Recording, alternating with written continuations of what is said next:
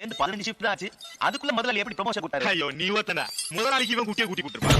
பதிலுக்கு அவரு கூட்டி கொடுப்பாருன்னு நினைச்சிருப்பாரு சம்பளத்தை.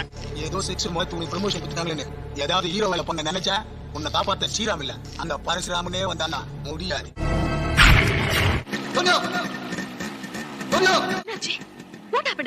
எதுக்காக என்ன காதலிச்ச?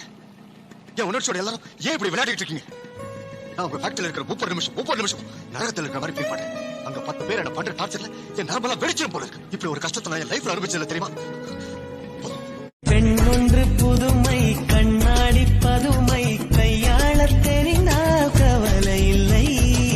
பெண்மை வாரங்கள் தாங்குவதில்லை, கண் தூங்குவதில்லை, பெண் மல்லிகை பூமாலை.